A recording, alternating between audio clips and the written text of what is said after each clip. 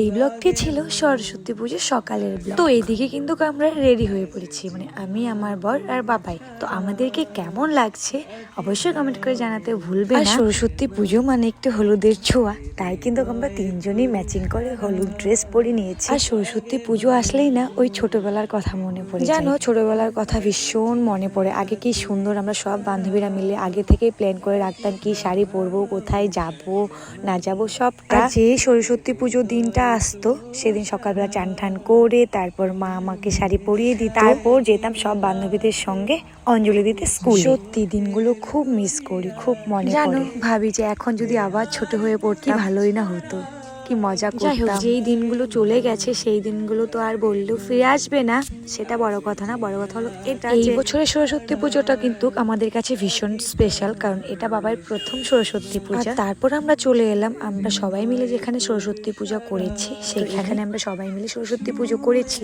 তো রেডি হয়ে ফার্স্টে এখানে এসেছি। দেখো এখানে কিন্তু পুজো হয়ে গেছে আর আমি অঞ্জলি দিইনি, আর আমার সখীরা কিন্তু অঞ্জলি দিয়েছে। ওরাই সব পুজোর কাজ টাজ করেছে, আর ওরা এদিকে কিন্তু ফটো ওঠাতে ব্যস্ত। তো তোমরা তো দেখতেই পারলে। তোমরা কি একটা জিনিস লক্ষ্য করেছো, আমাদের তিন বান্ধবী ছেলেকে কিন্তু হলুদ কালারের পাঞ্জাবি পরিয়েছে। আমাদের তিনজনের প্ল্যান ছিল, তো আমরা তিনজনে একসাথেই কিনেছি তিনটে পাঞ্জাবি তিনজনের ছেলের জন্য।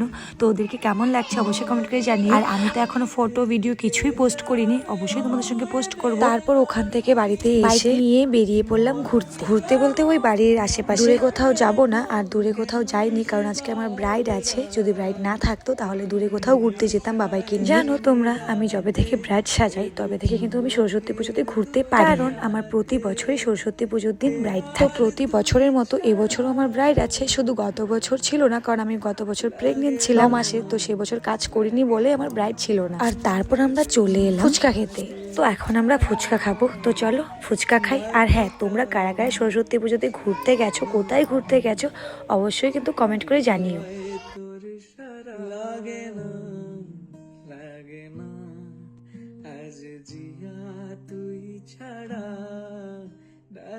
তো এদিকে আমার ফুচকা খাওয়ার ডান, তারপর বাবাইকে কোলে নি, এখন আমার বর খাবে ফুচকা।